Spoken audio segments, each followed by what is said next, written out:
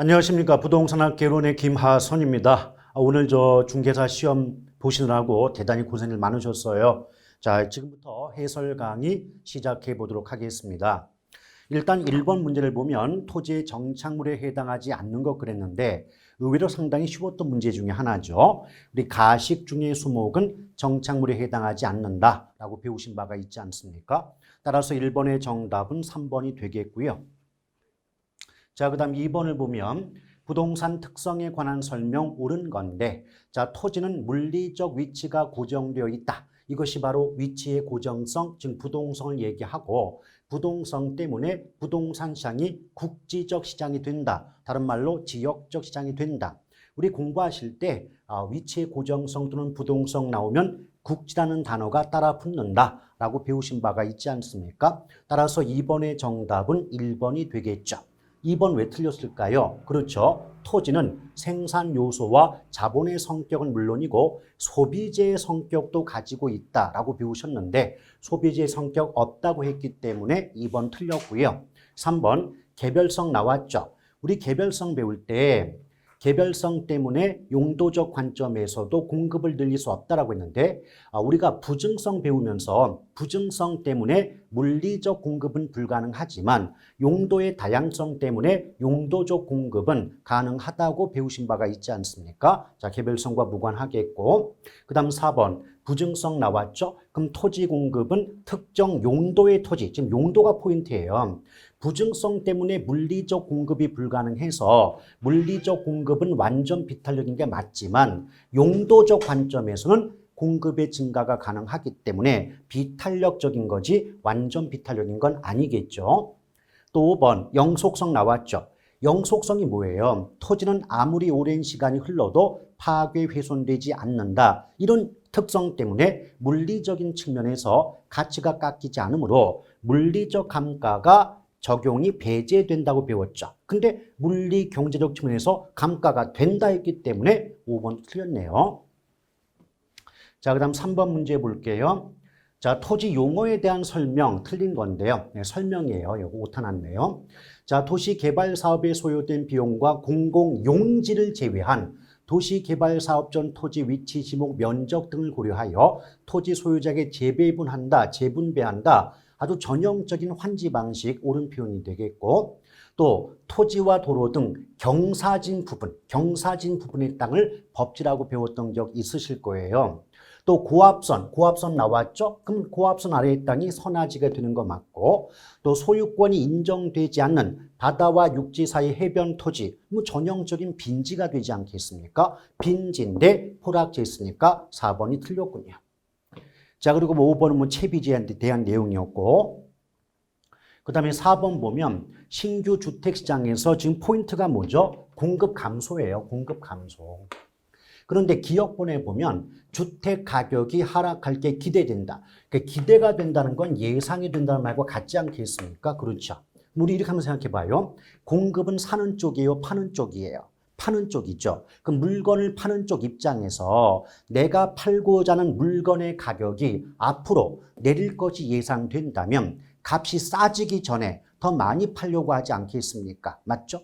따라서 가격 하락의 예상은 공급의 증가 요인이 되는 거죠. 그 다음 니은번 건설업체 수가 감소한다는 건 공급자가 수가 줄어든다는 얘기니까 공급의 감소.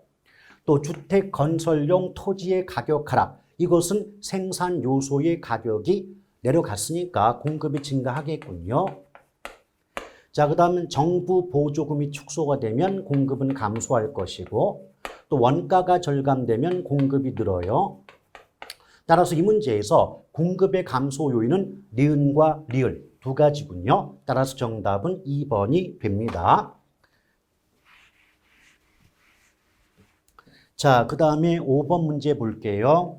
오피스텔 시장에서 수요의 가격 탄력성 0.5, 교차 탄력성 0.3. 근데 가격과 소득과 또 가격이 5%씩 오르는데 전체량의 변화가 1%다. 그럼 수요의 소득 탄력성이 얼마냐고 물어보지 않았습니까? 근데 제가 항상 예를 드렸죠. 탄력성 값이 몇 가지가 나오면 무조건 곱해라. 예컨대 가격 탄력성 나온다. 그럼 가격이 나왔으니까 무엇을 곱하시면 돼요? 가격 변화율을 곱하시면 돼요. 그럼 가격 변화를 곱해주면 그 값이 수요량의 변화율에 해당이 돼요. 자, 일단 다 써놓고 이제 문제 풀어볼게요. 두 번째가 교차 탄력성이에요. 근데 교차 탄력성도 기본 구조는 먼저 보셨던 가격 탄력성 구조와 같기 때문에 가격의 변화를 곱해 주시는 겁니다. 물론 가격 탄력성과 교차 탄력성의 차이점은 물건이 하나냐 두 개냐 이 차이밖에 없어요. 이렇게 되면 얘도 수요량의 변화를 구할 수가 있고요. 근데 이 문제가 원했던 게 뭐냐면 소득 탄력성이 얼마냐는 거예요. 이게 얼마냐.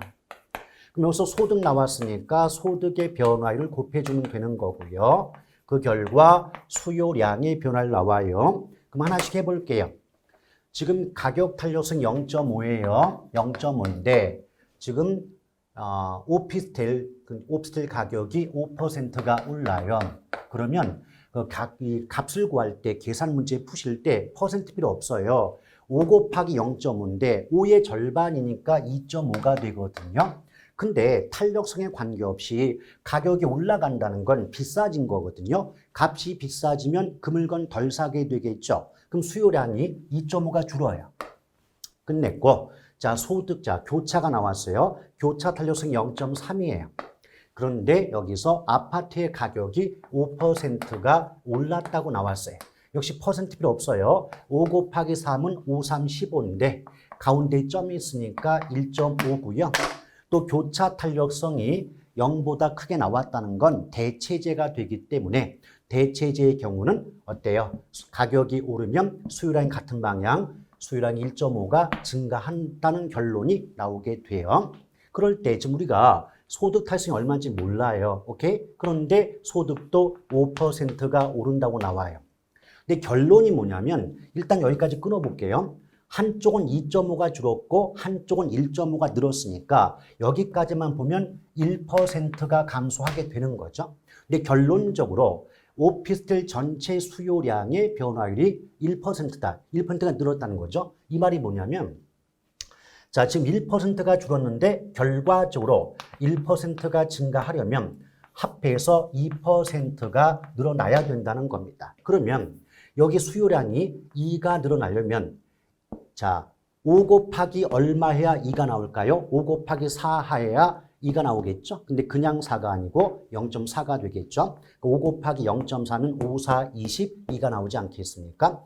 결과적으로 이때 수요의 소득 탄력성은 0.4, 2번에 해당이 된다라고 보시면 돼요. 자, 그 다음에 6번 문제 볼까요? 단독주택 균형 가격과 균형 거래량의 변화 옳은 건데 일단 제가 항상 강조드렸죠. 문장 속에서 뭐 불변이다, 고정이다, 뭐 변동이 없다 이런 말 나오면 그런 쪽은 신경 쓰지 말자 그랬어요. 그럼 공급의 감소만 보시면 되죠. 근데 공급이 감소한다는 건 물건이 귀하다는 거예요. 그럼 귀한 물건은 가격이 오르게 되는데 하락한다 했으니까 틀렸고요. 역시 2번 공급 불변이죠. 신경 끄시라는 거죠. 자, 수요 증가입니다. 수요 증가는 어떻게 해석하죠? 인기 짱. 인기가 높은 물건이니까 가격이 오르고 그만큼 많은 사람이 찾는 물건이니까 거래량은 증가할 수밖에 없겠죠. 자, 수요와 공급이 동시에 늘어요. 그런데 공급의 증가폭이 수요의 증가폭보다 크다 그랬죠. 항상 경우 앞에서 끊어주고 크다 작다 나오면 부등호 그려보실 것. 그럼 공급의 증가폭이 수요의 증가폭보다 클 때 우린 무조건 어느 쪽만 보자 그랬죠? 변동폭이 큰 쪽만 보자. 그럼 공급의 증가만 보시면 되는데 자, 공급이 늘어요. 그 물건이 흔해진 거죠. 그럼 흔한 물건은 가격이 내려가야 되는데 하락한다 했으니까 틀렸고요. 4번 자, 수요와 공급이 둘 다 줄어요. 근데 수요의 감소폭이 공급의 감소폭보다 크다. 자, 부등호 그리면 변동폭이 큰 쪽이 수요의 감소예요. 그럼 수요의 감소는 우리말로 바꾸면 인기 하락이에요. 인기가 낮은 물건은 가격이 내려갈 것이고 그만큼 거래되는 양도 줄어들 수밖에 없겠죠. 따라서 이 문제의 정답은 4번이 돼요. 5번 자, 여기 또 마찬가지죠. 공통적인 표현. 자, 수요의 증가폭이 공급의 감소폭보다 크다. 그럼 부등호 그리면 수요의 증가가 변동폭이 크니까 여기만 보면 되죠. 그럼 수요 증가는 인기 짱. 그럼 가격은 올라가고 양도 증가한다 해야 되는데 감소한다 했기 때문에 틀렸군요. 그럼 6번의 정답은 4번. 자, 그 다음 7번 볼까요? 부동산 경기 변동이네요. 오른 건데, 자, 상향 시장이죠. 상향은 일반 경기의 호황이에요. 근데 호경기 때 가격이 계속해서 내려갑니까? 올라갑니까? 올라가겠죠? 틀렸고. 또 후퇴 시장은 경기 상승이 지속적으로 진행이 되어 경기의 정점까지 도달한다면 그건 상향이지 후퇴가 아니겠죠. 또 하향 시장, 하향 나왔습니다. 그럼 불황인데 건축 허가 건수가 증가한다? 말도 안 되는 거죠. 또 4번에 보면 회복시장, 회복 나왔죠? 그 회복시장은 매수자 중심장에서 매도자 중심장으로 바뀐다? 맞습니다. 그래서 이 문제의 정답 4번이고요. 자, 안정시장이죠. 여러분 우리 안정시장 어떻게 배웠어요? 안정시장에서는 유효 수요층이 지탱되는 시장이고 의에 지탱되는 시장이고 따라서 안정시장에서 거래되는 가격은 새로운 거래의 기준이 된다. 기준으로 활용할 수 있다라고 배우셨던 기억 나오죠? 그럼 새로운 거래의 기준이 될 수 있는데 어렵다 했으니까 틀렸네요. 정답은 4번. 자, 8번 볼게요. A지역 아파트 시장에서 공급은 변하지 않는데 수요가 변했어요. 이럴 때 가격과 양의 변화 물어봤는데 어차피 여러분 균형의 의미가 뭐예요?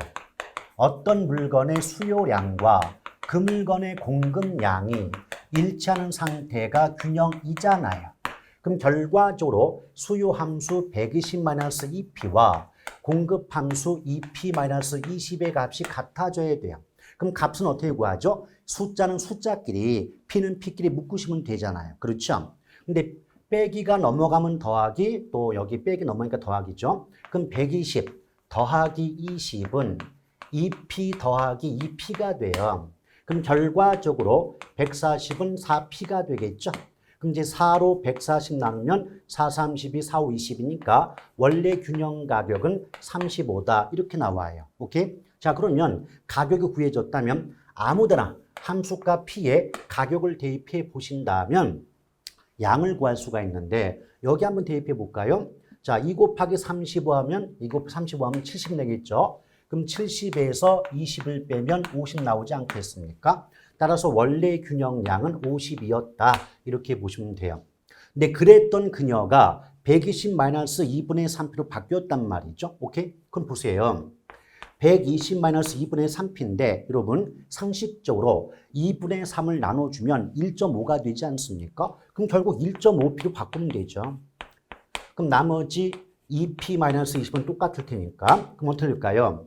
자, 120 더하기 20은 2p 더하기 1.5p가 되겠죠? 그럼 140은 3.5p 이렇게 보시면 돼요. 그러면 3점으로 140을 나누면 얼마가 나올까요? 3점으로. 아마 얼마 나오죠? 여기 지금 40 나오네요. 근데 가격이 40 나와요. 가격이 40 나왔어요. 그럼 구해진 가격을 함수에 대입해보면 양 나오는데, 자, 여기에 40 대입해보면 2 곱하기 40, 80이죠? 80에서 20 빼면 60이잖아요. 그럼 결론, 균형 가격은 35에서 40으로 5가 올라가는 거고, 균형량은 50에서 60으로 10이 늘겠죠. 그럼 보기 5개 중에서 가격 5가 올라가고 양이 10 증가한다는 보기는 2번 뿐이 없으니까 2번이 정답이 될 수가 있지 않겠습니까? 자, 그 다음에 9번 볼게요. 부동산 시장에 관한 설명 틀린 건데요. 1번, 부동산 시장에서는 정보의 비대칭성으로 인해 부동산 가격의 왜곡 현상이 나타나기도 한다. 맞아요. 그래서 여러분 가격의 왜곡이란 말 나오면 둘 중에 하나예요. 정보의 비대칭성 아니면 수급 조절의 곤란성. 이미 정해지는 그런 지문들이죠. 2번 부동산 시장은 장기보다 단기에서 공급의 가격 탓이 크다. 아니죠, 여러분. 우리 탄력성 배우실 때 수요가 됐건 공급이 됐건 단기보다 장기가 더 탄력적이라고 배우신 바가 있지 않습니까? 그러므로 장기, 단기 벌써 위치가 바뀌어 있기 때문에 2번은 틀린 문장이죠. 나머지 뭐 3번, 4번, 5번은 뭐 어렵지 않게 정답을 구하실 수 있을 거예요. 그 다음 10번 볼게요. 허프 모형에 관한 설명 옳은 것을 모두 고른 것.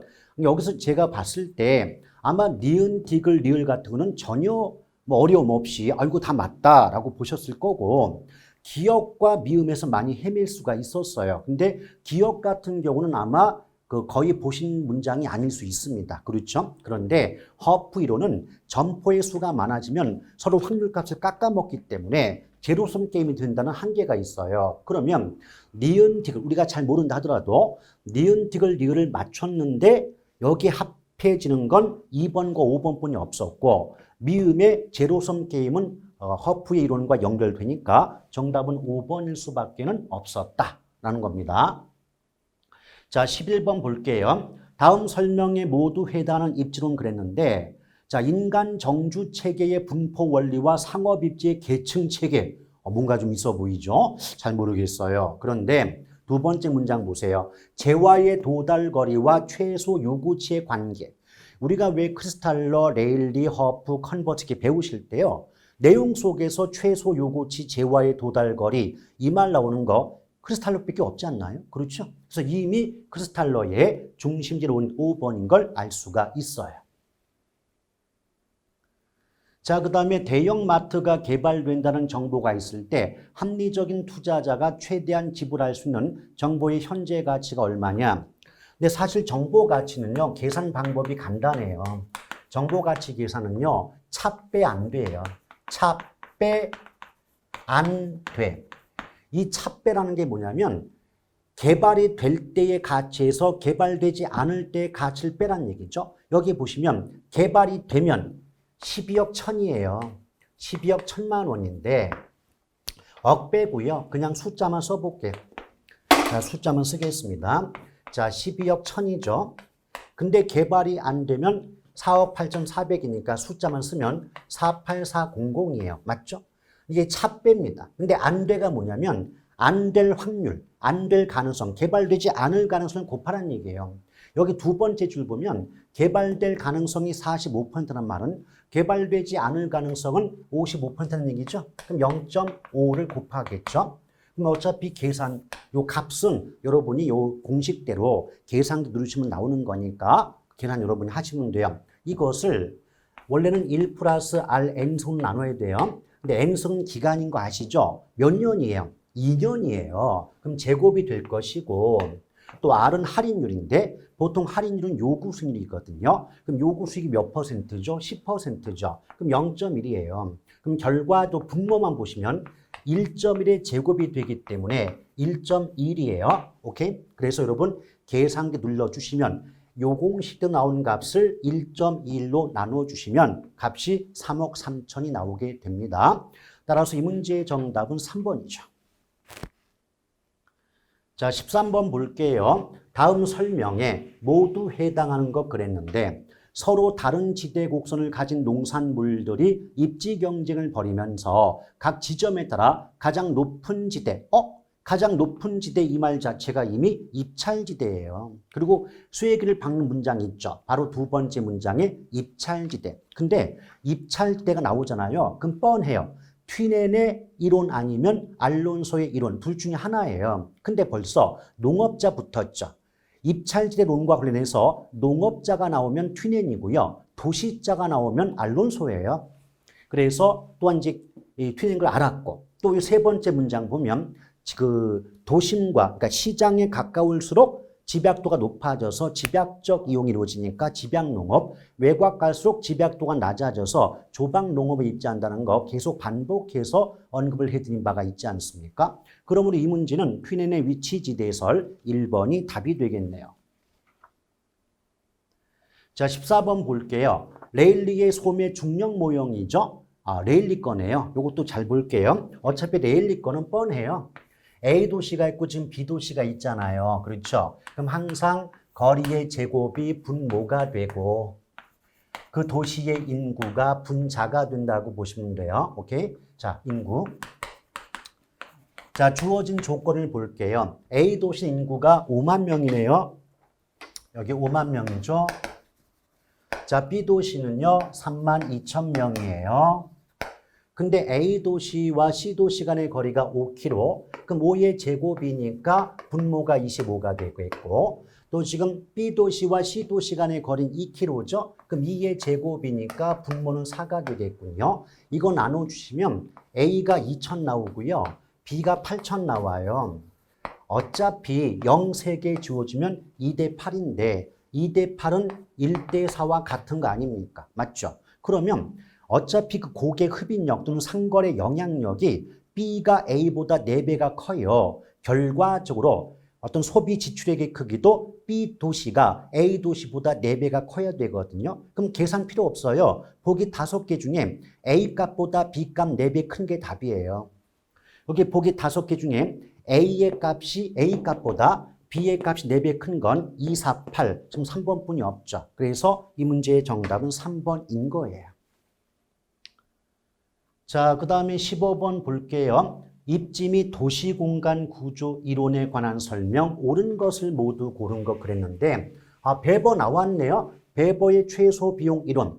자, 공업입지 3요소 그랬을 때 운송비, 다른 말로 수송비죠. 노동비 집적이익을 제시했고, 이걸 모두 고려해서 비용이 최소화되는 지점. 그러니까 비용이 최소한 지점이 따봉이니까 최소 비용 이론인 거죠. 그래서 기억번 맞았고, 니은번 레쉬의 최대 수요 이론은 제목 잘 보세요. 수요가 붙어져 있는 제목 속에. 그러니까 무슨 측면? 수요 측면이죠. 그리고 위치에 따라서, 장소에 따라서 수요가 차별적이다. 그 말이 뭐냐면 레쉬 이론에 의하면 어떤 그 도심에 또는 시장에 가까울수록 수요가 증가하고요. 시장에서 멀어져 수요가 감소하기 때문에 가깝다 멀다 이것을 여기서는 장소에 따라 수요가 달라진다라고 말한 것뿐입니다. 니은번 맞고, 또 넬슨의 소매입지론, 소매입지론 요것도 한 몇 년 전에 다시 나왔던 얘기잖아요. 그래서 넬슨의 이론은 최대 이익을 얻을 수 있는 매출액을 확보하기 위해서 어느 곳에 입지하여 하는 것을 원칙을 제시하였다. 소매입지 8원칙. 또 해리스 울만 다핵심이죠. 다핵심이니까 단일의 핵이 아니라 여러 개 분리된 핵으로 통합된다. 당연히 맞습니다. 그래서 이 문장은 모두 맞는 말이 되기 때문에 정답이 5번이 되겠군요. 자, 16번 볼게요. 16번 이거 국계법 조금만 관심 있는 분들은 그냥 맞출 수 있는 문제였죠. 일단 우리가 국계법상 용도 지역이 도관, 농자 나눠지는데 도시지역은 또다시 주상, 공록 나눠지죠. 주거, 상업, 공업, 녹지 지역이거든요. 근데 여기서 보기 속에 주거, 상업, 공업, 녹지 지역 중에 있는 건 녹지 지역 하나뿐이 없어요. 그래서 16번의 정답은 1번이 되겠죠.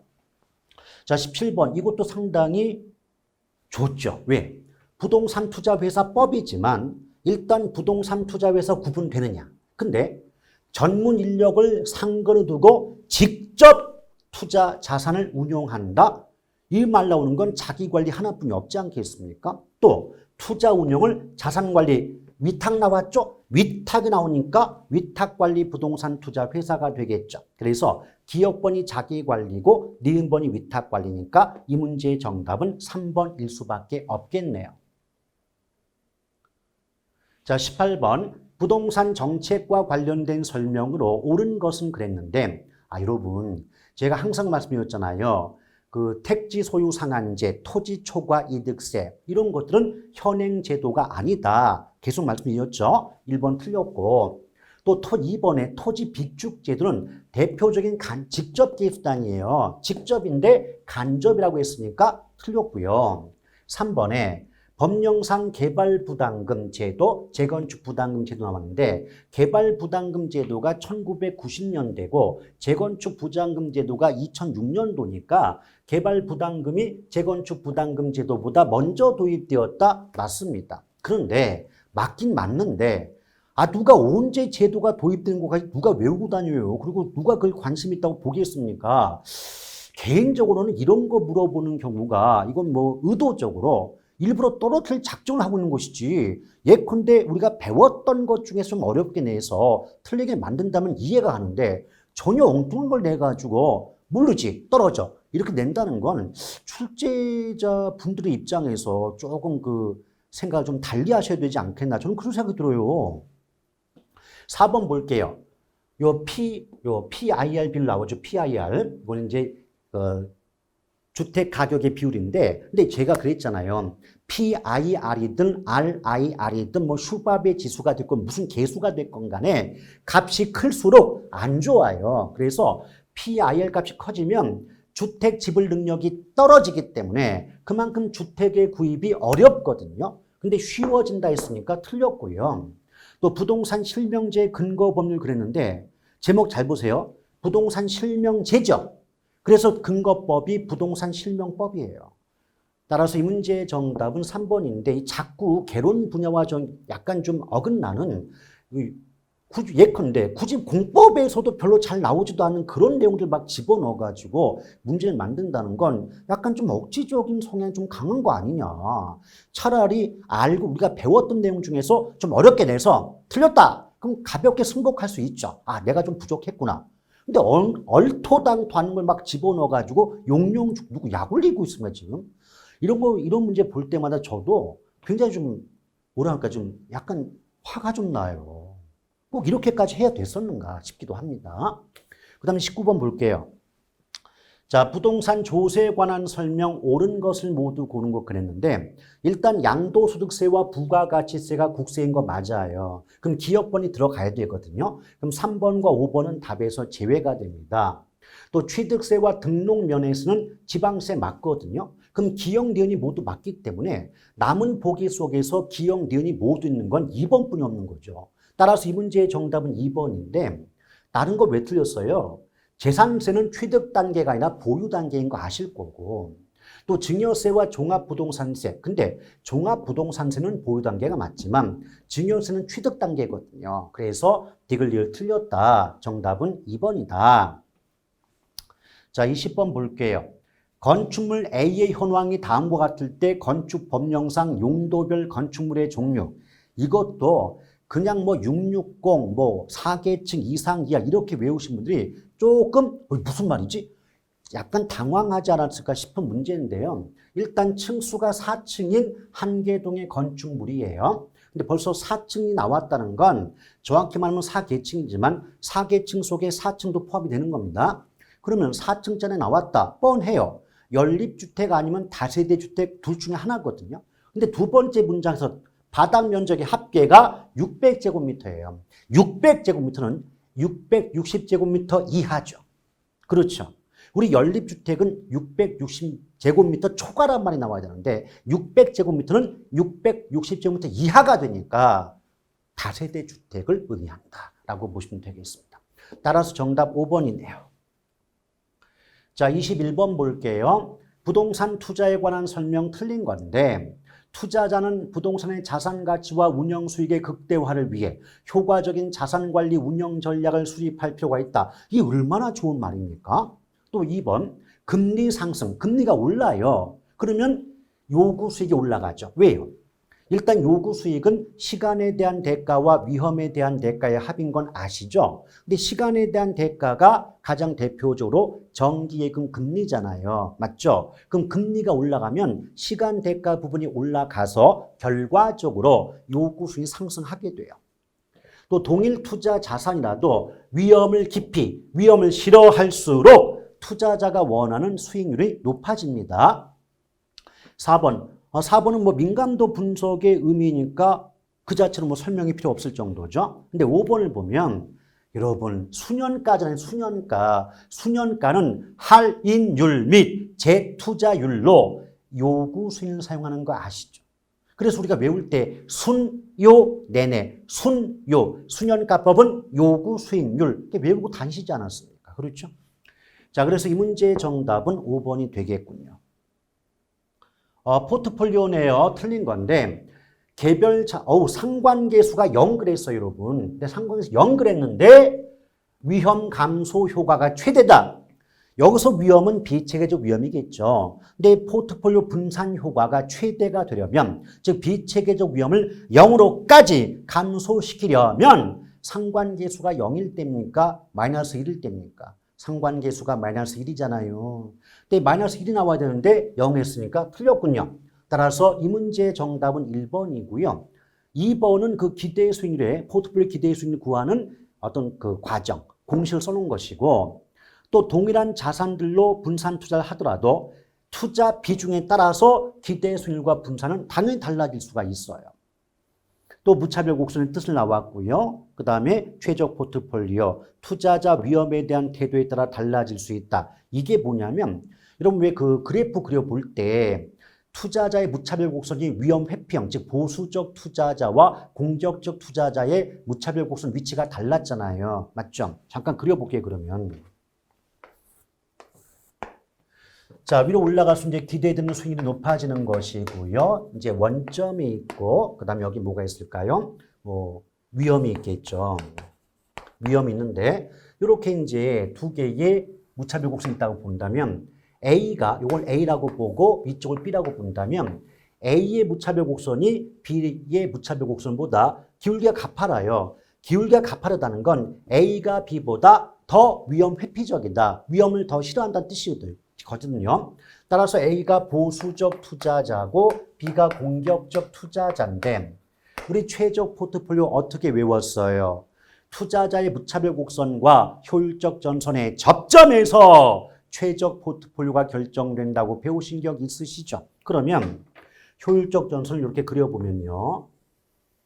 이 부분이 접점 맞죠? 편의상 기역점과 니은점이라고 볼 수 있는데 보수적 투자자 입장에서 최적 포트폴리오는 기역점이지만 공격적 투자자 입장에서 최적 포트폴리오는 니은점이잖아요. 그렇죠? 그러니까 뭐다? 최적 포트폴리오는 위험에 대한 태도에 따라서 위치가 달라질 수 있지 않느냐. 따라서 5번은 맞는 문장이에요. 자, 23번 볼게요. 자본 환원율, 저게 환원율인데 틀린 거 그랬어요. 우리가 왜 감정평가 3방식 중에서 수익 그 방식 배우실 때 그 환원율 구하는 방법 요시12, 시조12 외웠던 기억이 나오죠. 시장 추출법, 뭐 조성법, 투자결합법 등이 환원율을 구하는 방법이다 라고 배우셨던 기억이 있을 거예요. 2번 자본 환원율은 자본의 기회비용을 반영하고 금리가 올라가면 자본 환원율이 올라갑니다. 또 순영업소득이 일정할 때 가격이 올랐어요. 그럼 환원율이 높아지느냐? 낮아집니다. 이게 무슨 말이냐면 환원율을 구하는 기본 공식은 그 투자 대상 부동산의 가격분의 순영업소득이에요. 근데 이 공식상 가격이 분모가 되지 않습니까? 맞죠? 근데 보세요. 가격이 올라간다. 가격 올라간다. 상승합니다. 그럼 분모값이 커집니다. 분모값이 커지면 몫이 커져요? 작아져요? 작아지겠죠. 그럼 자본 환원율이 낮아진다고 해야지 높인다, 높아진다 할 수 없겠죠.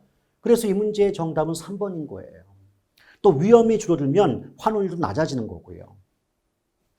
자, 그래서 23번의 정답은 3번이 되겠네요. 24번 보도록 하겠습니다. 부동산 투자의 분석 기법에 관한 설명 틀린 거. 여러분 1번에 수익률법과 승수법은 묶으면 어림셈법이죠. 근데 어림셈법은요. 할인 방식이에요? 비할인 방식이에요? 비할인 방식이죠. 그럼 비할인 방식의 뜻이 뭐예요? 돈 가치 따져요? 안 따져요? 화폐의 시간 가치 고려해요? 안 해요? 안 하죠. 그럼 화폐의 시간 가치를 반영했다? 틀렸죠. 여기서 현금 흐름의 시간 가치, 돈의 어떤 시간 가치를 고려했다. 이 말 나오면 안 되죠. 그래서 이 문제의 정답은 1번인 거죠. 자, 그 다음에 내부 수익률 우리가 배울 때 내부 수익률은 구하다 보면 복수 또는 허수, 그러니까 2개 이상의 내부 수익이 존재할 때도 있고 허수, 내부 수익률이 하나도 존재하지 않을 때도 있기 때문에 수년가법과 비교하면 수년가법이 보다 이론적으로 우월한 방법이다. 그렇게 평가받는다라고 들어봤던 기억이 있으실 겁니다. 그 다음에 뭐 세후, 3번 이런 거 전부 다 뭐예요? 공식. 세후 지분 투자 수익, 세후 수익이니까 자 지분자 붙었죠? 지분 투자 나왔고 세후도 나왔으니까 세후 현금 흐름, 세후 현금 수지 나올 수밖에 없는 거죠. 자, 그 다음 25번 볼게요. 다음 자료를 활용하여 대상 부동산의 순소득 승수 그랬는데 여러분 순소득 승수 그럴 때 우리가 수업할 때 뭐라고 말씀드렸죠? 승수는 제목이 분모예요. 승수는 앞에 나온 제목이 뭐가 된다? 분모가 된다. 그럼 순소득은요, 순영업소득의 준말이거든요. 그럼 분모가 순영업소득이고요. 순영업소득과 관련된 투자액은요, 총투자액이에요. 그럼 볼게요. 지금 총투자액이 얼마죠? 1억이 1억. 여기 지금 만만 원 나왔는데, 자, 만, 10만, 100만, 1000만, 억이지 않습니까? 그럼 1억이에요. 자, 요거 이제 계산이니까 제가 여기 계산 누르기 싫어가지고 미리 좀 구해놔봤습니다. 한번 볼게요. 일단은 총 투자액은 1억인 거 맞고요. 순영업소득 구해볼게요. 순영업소득은요, 가능총소득에서, 그 필요 없네요. 왜? 이미 유효총소득이 나왔으니까. 그러면 유효총소득이 얼마죠? 지금 1000만 원이에요. 1000만 원인데, 여기서 영업 경비를 빼주면 이게 500이죠. 그럼 유효총소득에서 영업 경비 비용 빼주면 순영업소득 구하는 건 아시잖아요. 그렇죠? 그럼 1000만 원에서 500 빼면 500 아니에요, 500. 그럼 500만 원으로 1억 나누면 딱 봐도 5이 10이니까 20이겠죠, 뭐. 그래서 이 문제의 정답은 5번이 되는 거예요. 자, 그 다음에 26번 볼게요. 부동산 투자에서 기업번, 타인 자본을 40% 활용하는 경우와 타인 자본을 활용하지 않는 경우 각각의 1년간 자기 자본 수익은, 여러분 항상 계산 문제는요, 그 값을 구하는 공식부터 써놓는 거예요.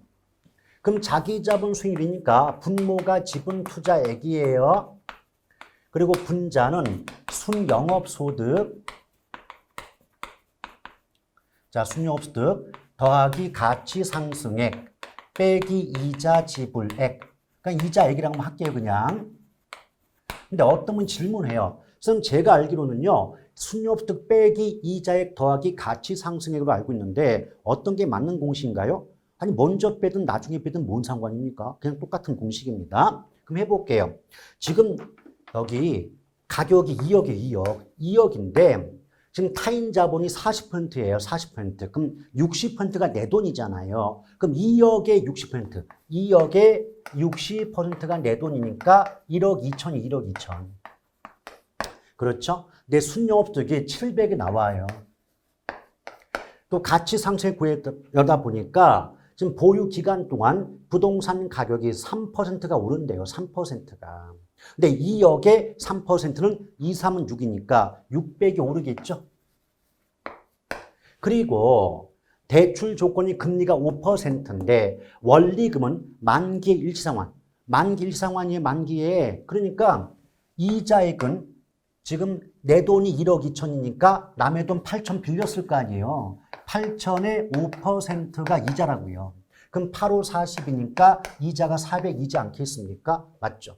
그러면 7 더하기 6은 13인데 13에서 4를 빼니까 9가 나오겠죠? 그럼 900만 원을 1억 2천 나누면 되는데 굳이 이러지 말고 그냥 12 나누기, 아니죠. 120 나누기 9 해도 똑같은 값이 나올 수가 있겠습니다. 그럼 이제 900만 원을 1억 2천으로 나눠준다면 얼마가 나올까요? 지금 0.07로 나와요. 0.07호는 퍼센트로 바꾸면 7.5%입니다. 일단 앞에 값이 7.5가 나와야 되니까 정답은 3, 4, 5로 압축이 되는 거죠. 자, 두 번째. 같은 공식인데 이제는 타인 자본이 없어요. 전액 내 돈만 가지고 투자를 한다는 거죠. 그러면 내 돈 2억 전액이 내 돈이 2억 전액이 내 돈, 나머지 순영업소득 700 똑같고요. 가치 상승액 600 똑같아요. 근데 내 돈만 투자했으니까 타인 자본 활용하지 않는다. 내 돈만 투자했으니까 이자 없잖아요. 그럼 이자 뺄 게 없는 거죠. 그럼 7 더하기 16, 13, 1300이죠. 자, 그러면 2억으로 1300 나누면 대충 봐도 26, 12에 25, 10이니까 0.065. 그러면 6.5% 나오겠군요. 그럼 보기 5개, 그냥 3, 4, 5번 중에 7.5가 앞에 나왔는데 니은번에 6.5 나온 건 4번뿐이 없지 않습니까? 맞죠? 따라서 26번의 정답은 4번이 되겠네요. 자, 그 다음에 27번 볼게요. 여기 지울게요. 자, 주택금융에 관한 설명 틀린 거다. 그건 주택금융. 자, 틀린 건데 정부는 주택 소비금융의 확대와 금리 인하, 대출 규제 완화로 가격의 급격한 상승에 대처한다. 여러분, 금융이 확대가 되고 금리가 인하가 되고 규제가 완화가 되면 더 많은 돈을 빌려올 수가 있겠죠. 그럼 더 많은 돈을 빌려와서 유효 수요, 부동산 구입 능력이 커지게 되면 결과적으로 주택에 대한 수요가, 아파트에 대한 수요가 증가하겠죠? 그럼 가격은 더 올라가요. 그래서 가격 상승을 억제하려면 규제 강화해야 돼요. 금리 올려야 되는 겁니다. 아시겠죠? 따라서 이 문제의 정답은 곧바로 1번이 되는군요. 나머지는 굳이 설명할 건덕지조차 없는 그런 내용이에요, 사실은. 자, 그 다음에 28번 볼게요. 주택연금. 여러분, 주택연금의 보증기관이 어디예요? 여러분, 주택연금이라든지 보금자리론 배우실 때 단원의 맨 앞에 제목이 뭐죠? 주택금융공사, 한국주택금융공사 이러면서 주택금융공사의 업무라든지 보금자리론, 주택연금 막 배우지 않습니까? 그렇죠. 왜 거기에 제목이 붙겠어요? 보금자리론이건 주택연금이건 이 제도의 어떤 대출기관 또는 지급보증기관이 주택금융공사이기 때문이죠. 따라서 딱 이걸 보는 순간에 관련된 기관은 주택금융공사 하나뿐이 없습니다. 그러면 이 문제의 정답은 5번이 되는 거예요. 자, 이제 29번 문제 보도록 하겠습니다. 자, 29번이죠. 근데 이거 제가 수업 시간에 너무너무 강조를 해드렸던 문제. 무슨 말이냐. 얘 지금 잔액과라고 했죠. 잔액. 그럼 화폐의 시간같이 배우실 때 잔액자가 나오잖아요. 그럼 연금의 현가가 나와요. 근데 문제는 뭐냐면 잔액 구할 때 구하는 공식이 여러 개가 있지만 이 문제와 연결시켜 본다면 빌린 돈 곱하기 저당 상수 곱하기 남은 기간에 연금의 현가 계수를 곱해주면 이게 답이에요. 그런데 지금 빌린 돈이 얼마였죠? 1억이었어요. 빌린 돈 1억이었는데 지금 기간이 30년이죠. 근데 30년에 해당하는 저당 상수가 0.0054입니다. 그리고 5년이 지났다 그랬죠. 그럼 원래 30년 만기인데 5년 지났으니까 남은 기간이 25년간입니까? 그럼 주어진 조건 속에서 25년의 연금의 현가 계수가 171.06이에요. 이거 그냥 곱하시면 돼요. 이걸 곱하시면 923724, 그러니까 9237만 2400 나오는데 어차피 만원 단위 미만은 절사한다 그랬으니까 이 4자 빼면 9237 나와요. 그럼 이 보기 5개 중에 숫자가 9237 나온 보기가 4번밖에 더 있겠습니까? 그렇죠? 그래서 이 문제의 정답은 4번이었다는 거죠. 수업 시간에 너무너무 강조를 드렸던 문제 중에 하나네요. 자, 그 다음에 30번 볼게요. 30번. 대출 조건이 같을 때 상환 방식별 대출 채권의 가중평균 상환 기간. 무슨 듀레이션 이래 써놓으니까 뭔가 있어 보이잖아요. 그게 아니에요, 여러분. 그냥 상환 기간. 빚 갚는데 걸리는 기간이 그냥. 아시겠죠? 그럼 이게 짧다. 빚 갚는 기간이 짧다. 그 말은 빠른 속도로 빚을 갚는다는 거예요.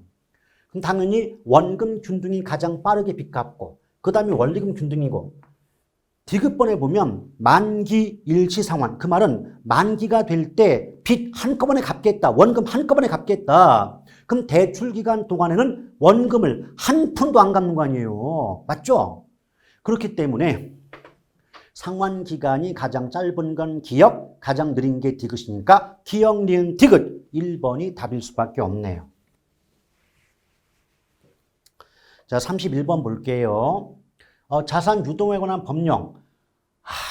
좀 솔직히 짜증납니다. 아니, 저런 걸 왜 지금 내고 있는 거 도대체.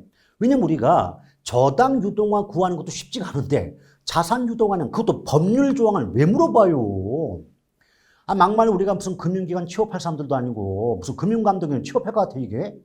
그것도 쓸데없는 법 물어보면서 용령 죽게 약 올리고 있지.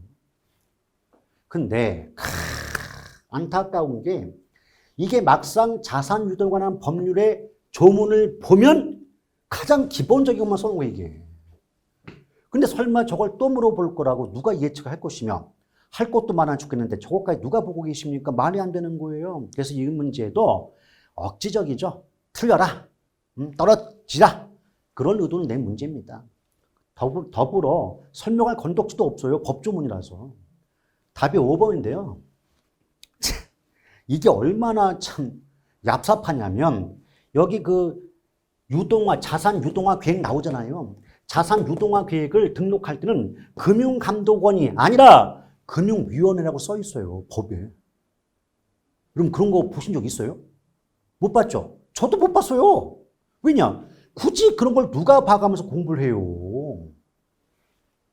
그래서 이제 저도 열애받아갖고 이제 찾아봤더니 이런 나쁜 놈들이, 그 나쁜 분들이, 금융위원회를 금융감독원 바꾸놓으니까 그걸 누가 맞출 수 있겠습니까? 참 안타깝지만 이건 어쩔 수 없는 문제였다라고 보시고 잊어버리세요.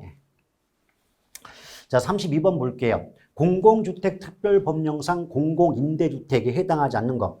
제가 이것도요, 수업 시간에 항상 뭐 요약집이 됐고 뭐 어떤 자료 속에서 공공주택 특별법과 민간임대주택 특별법을 계속 반복해 드렸어요. 근데 여기서 보면 다 그럴듯하죠. 다 그렇다는데 공공지원 민간임대주택 잘 봐요. 민간임대주택, 공공이 아니라고 민간이라고 민간 아시겠죠? 안타깝습니다. 그리고 정확히 말씀드린다면 공공지원 민간임대주택은 공공주택특별법이 아니라 민간임대주택특별법상의 규정이에요. 제가 항상 그 법령 강조해 드리지 않았습니까? 근데 그 법을 몰랐다 하더라도 조금 차분하게 보셨으면 어머 공공인데 여기 민간인네 틀렸겠네 라고 보셨다면 조금 정답을 구할 수 있지 않았을까 많이 안타까워요 제가. 자 33번 볼게요. 부동산 마케팅 전략인데 틀린 거죠. 이것도 말이에요 여러분. 여기 봐요. 시장 점유. 우리 마케팅 전략, 시장 점유, 고객 점유, 관계 마케팅 배우실 때 시장 점유는 성격 자체가 뭐라고 배우세요? 공급자 중심, 공급자 측면의 마케팅론이라고 배우셨잖아요. 근데 시장 나오는데 수요자가 왜 나오냐고 여기. 그래서 이 문제의 정답은 1번인 거죠. 예컨대 뭐 적은 가격 전략, 생소한 말인데 몰라도 상관없어요. 이미 딱 1번에서 탁 틀린 게 보이니까. 그러므로 이 문제의 정답은 1번인 거죠. 자, 34번 볼게요. 다음 설명에 모두 해당하는 부동산 관리 방식인데 이미 끝났어요. 관리의 전문성과 효율성, 이 말 나온 순간에 이미 위탁인 거예요. 위탁인데 혹시 몰라서 읽어봤더니 대형건물 관리 유용하다. 기밀유지 어려움이 있다. 그러니까 전문성 있는데 기밀유지 어려움이 있다. 위탁이구나. 확실히 알 수가 있겠죠? 정답은 2번입니다. 자, 35번 볼게요. 감가 수정에 관한 설명 옳은 건데 제가 이것도 강조 드리지 않았습니까? 우리 수정이는 경제력을 중시한다. 우리 오빠의 경제력을 중시하는 게 수정이라고. 따라서 수정이는 경제적 내용 연수를 기준으로 수정한다고 강조를 드리지 않았습니까? 근데 경제적 내용 연수가 아니다 해버렸으니 기억번 틀렸어요. 그럼 일단 기억번 들어간 1번 날아가는 거고요. 또 제조달 원가 감액할 때 물리, 기능, 경제적 감가 요인을 고려한다는 건 아실 거고 또 감가 수정 방법에 내용 연수법, 관찰 감가법, 분해법 있는 거 아실 거고 또 리을번에 내용 연수법으로 율액상, 정액법, 정률법, 상환기준법 세 가지는 내용 연수법이에요. 근데 미음이 왜 틀리냐? 정율이죠. 율은 매년 감가율은 일정하지만 매년 감가액은 일정하지 않다고 배우시지 않았습니까? 그런데 매년 감가액이 일정하다고 했으니까 틀렸죠. 만약 매년 감가액이 일정하다는 말이 맞으려면 그건 정액법이죠. 그래서 기역과 미음 뺀 니은 틱을 리을 4번이 정답이 됩니다. 자, 그리고 36번 볼게요. 간평규칙상 시장가치 기준, 이것도 강조를 많이 드렸죠. 일단 감정평가액은 원칙적으로 시장가치 기준 맞고요. 또 감정평가법인 등은 법령에 따른 규정이 있을 때, 그렇죠? 또 사회통념상 필요하다고 인정될 때는 시장가치 외의 가치를 기준으로 감정평가액을 결정할 수가 있는 거죠. 근데 4번을 보시면 감정평가법인 등은 의뢰인이 요청하여 시장가치 외의 가치를 기준으로 평가할 때는 해당 시장가치 외의 가치의 성격과 특징을 검토해야 된다. 그게 법의 규정입니다. 4번 틀렸네요. 근데 4번을 만약 몰랐다 치자 이거죠. 넘어갈게요. 5번 보면 시장가치, 또 장자 빠졌네요. 시장가치 외의 가치를 기준으로 하는 감정평가의 합리성 및 적법성이 결여되었다 할 때는 의뢰를 거부하거나 수임을 철회할 수 있다고 법에 규정하고 있습니다. 그래서 이 문제의 정답은 4번이 되겠고요. 자, 그 다음에 37번. 요거 수익가액고라고 했네요, 여러분. 근데 수익가액은요, 공식 자체가 어때요? 환원이율분의 순영업소득이다 라고 볼 수가 있는 거고, 제가 봤을 때는 요번 33의 문제 계산 중에선 이 문제가 가장 여러분 입장에서 좀 어렵지 않았을까라는 생각이 듭니다. 뭐 주관적이긴 하지만요. 일단 여기서 환원일부터 볼게요. 환원일 나왔는데 환원일이 물리적 투자결합법이에요. 물리적 투자결합법 물리자 나오면 토지와 건물이 나온다 그랬고, 공식은 굳이 외우지 않아도 토지는 토지끼리 곱하고 건물은 건물끼리 곱하는 게 물리적 투자결합법의 공식이에요. 일단 볼게요. 토지가 나왔어요. 근데 토지는 환원율이 5%인데 비중이 60%예요. 그럼 여러분 제가 항상 뭐라 그랬죠? 계산하실 때 양쪽 모두가 퍼센트가 나오면 한쪽은 숫자로 바꿔달라 그랬어요. 60%를 숫자로 바꾸면 0.6이 되는 거 아시죠? 그럼 결국 5 곱하기 0.6인데 계산할 때는 퍼센트 필요 없어요. 5, 6, 30인데 점 있으니까 3이 되겠죠. 더하기. 건물 역시 마찬가지예요. 건물 환원율이 10%인데 곱하기 비중이 40%니까 0.4. 그럼 4가 나오겠네요. 그럼 결국 3 더하기 4가 되니까 환원율은 7%인데 7%를 굳이 숫자로 바꾸면 0.07인 거 되는 건 알고 계실 거예요. 그럼 결과적으로 순영업소득만 구하시면 됩니다. 순영업소득. 자, 그럴 때 여기서 일단 순영업소득은 가능총소득에서, 지금 가능총소득이 4,400이죠. 4,400에서 공실이 가능총소득이 10%인데 방법은 두 가지가 있어요. 4,400의 10%인 440을 빼도 좋고 처음부터 0.9, 90%를 곱해도 상관이 없습니다. 어쨌든 값이 나올 거고 거기다가 운영 경비를 빼야 되는데 조심할 게 있어요. 이거 잘못 보면 25% 모이게 25%. 근데 2.5라면 2.5. 근데 항상 모의고사 같은 거 보다 보면 25%뭐 15% 이렇게 써주지 2.5 써주는 게 거의 없지 않습니까? 그래서 자칫 잘못하면 25 해가지고 계산했음에도 불구하고 정답이 안 나오는 경우 있어요. 그럼 가능총수득이 2.5니까 4,400에 2.5죠. 그럼 0.05 곱해줍니다. 이제 값이 나올 거예요. 제가 숫자를 쓰지 않는 건 어차피 요 공식대로 빼고 곱해서 다 빼주면 값이 나올 수가 있는 거니까요. 자, 이 값이 지금 얼마가 나오냐면 지금 3,850이 나와요. 3,850.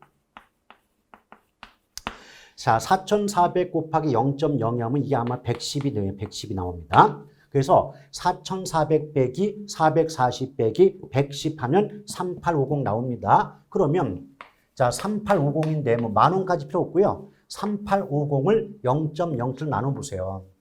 자, 3850 나누기 0.07 하시면 얼마가 나오겠습니까? 5억 5천 나와요. 5억 5천. 그럼 5억 5천 나오는 건 이 문제의 보기 중에 3번이니까 이 문제의 정답은 3번이다 라고 보시면 돼요. 그 제가 예전 수업할 때도 투자결합법이 물리와 금융이 있는데 물리가 나오면 토지 플러스 건물이다. 그래서 토지는 토지끼리 곱하고 건물은 건물끼리 곱한다. 금융이 나오면 지분과 저당 나온다. 그럼 지분은 지분끼리 곱하고 저당은 저당끼리 곱하면 굳이 공식 같은 거 외우지 않아도 그냥 값이 나오게 돼 있습니다. 자, 그 다음에 38번 볼게요. 부동산 가격 공시네요. 규정된 내용으로 옳은 것 그랬는데 여기 잘 보세요. 국토교통부 장관이 표준지 공시지가를 조사 평가할 때는 안타깝습니다. 이 반드시가 틀렸어요. 원칙은 둘 이상의 감정평가 법인 등에게 의뢰하는 게 원칙입니다. 근데 예외가 있어요. 어떤 그 평가 내용이 좀 가볍다. 가벼운 내용이다. 그런다면 그때는 한 개의 감정평가 법인에게 의뢰할 수 있다는 예외 조항이 있다는 거예요. 반드시 같은 거죠. 그러니까 원칙은 둘 이상인데 예외적으로 하나의 감정평가 법인에 의뢰할 수 있는 조항이 있습니다. 어떻게 보면 좀 얍삽하죠. 이것까지 물어본다는 건 말이죠. 자, 2번 표준지 공시가의 공시는 지번, 단위 면적당 가격, 면적 형상. 맞아요. 그래서 2번이 답인데 3번 왜 틀렸냐? 여러분 장관 나왔죠. 장관 나오면 시군구가 왜 나와요? 중앙이 나와야죠. 오케이? 또 4번 볼게요. 표준주택이죠? 이렇게 보시면 돼요. 표준지, 땅이었다면 감정평가 법인 등에 의뢰하는 게 맞지만 표준주택 집이라면 부동산 원에 의뢰합니다. 따라서 감정평가 법인 등 이게 잘못됐고요. 5번 표준주택 가격은 개별 공동주택 가격을 산정한 아니죠. 표준주택 가격은 개별주택 가격 산정의 기준이 됩니다. 그래서 틀렸어요. 그러므로 38번의 정답은 2번이 됩니다. 자, 그 다음에 39번 볼게요. 비중가액 구하라고 했네요. 이거 뭐 항상 계속 어떤 반복되는 유형 중에 하나 아니겠습니까? 비중가액. 근데 항상 계산 문제는 그 값을 구하는 공식을 써놓고 보시는 거예요. 자, 비준가액이죠. 비준가액. 그럼 비준가액은 4사 시지계면이죠. 4사 시지계면. 4가 뭐예요? 일단 사례 부동산 가격을 구하는 겁니다. 구해놓고 이제 곱하기 두 번째 사정 보정치, 세 번째 시점 수정치, 자 지역 요인, 개별 요인 비교치를 곱해 주시고요. 마지막으로 면적 비교치를 곱하면 되는데 이게 웃긴 게 뭔지 아십니까? 어차피 전부 곱하기잖아요. 곱하기니까 공식을 외울 때는 4사 시지계면 외우시는 게 맞지만 값을 구할 때는 아니 곱하기라는 값은 처음부터 곱하건 마지막부터 곱하건 중간부터 곱하건 값이 똑같이 나오지 않겠습니까? 그렇죠? 그래서 그 문제에 주어진 조건의 순서대로 푸시면 돼요. 이제 하나씩 해볼게요. 여기서 보시면 지금 대상 토지가 뭐 A시, B구, C동인데 면적 나왔어요. 이 면적 나왔다는 건 사례 토지도 면적이 있다는 얘기예요.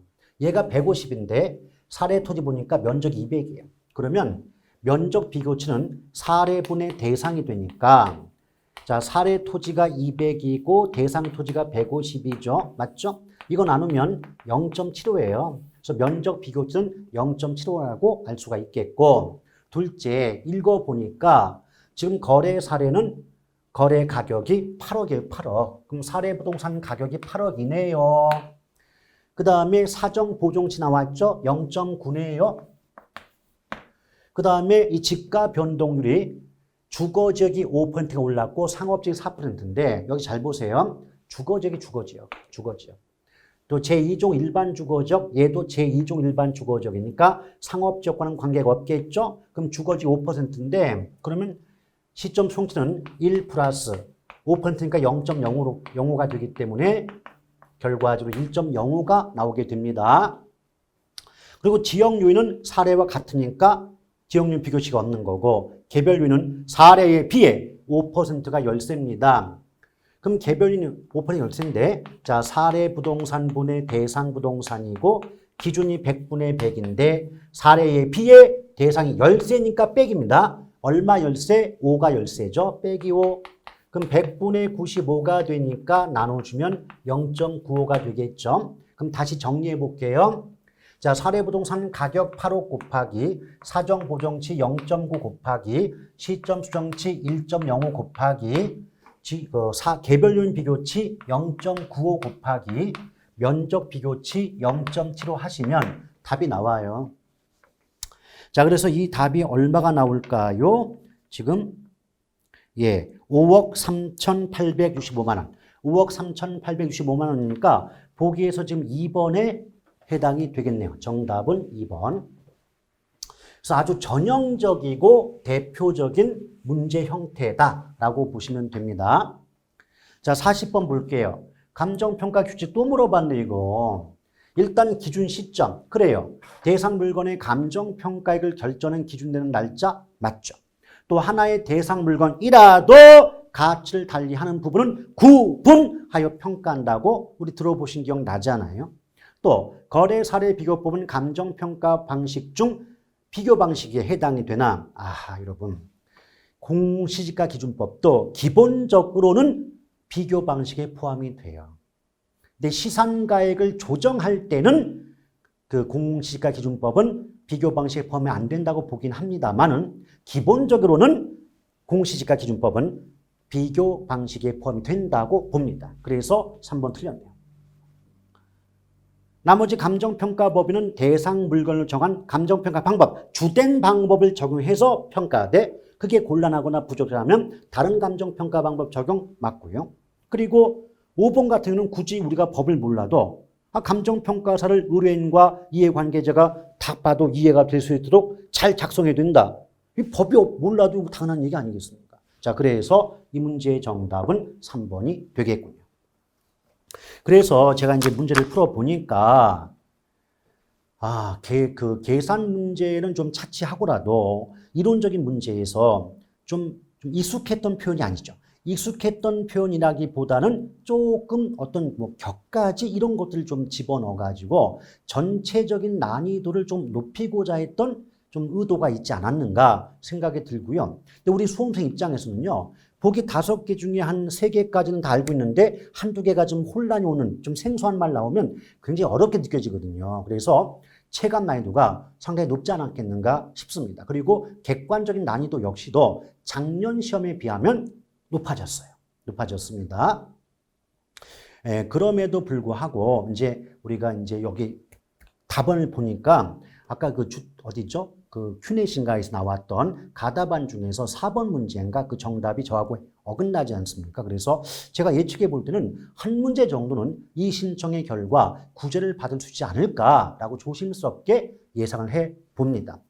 어찌됐든 간에 그동안 너무너무 수고를 많으셨고요. 우리 오늘만큼은 다른 거 다 잊으시고 뭐 약주도 한 잔 잡숫고 그다음에 그동안 뭐 못 주무셨던 잠 한번 푹 주무시길 바랍니다. 걱정은요. 내일부터 하셔도 늦지 않습니다. 아시겠죠?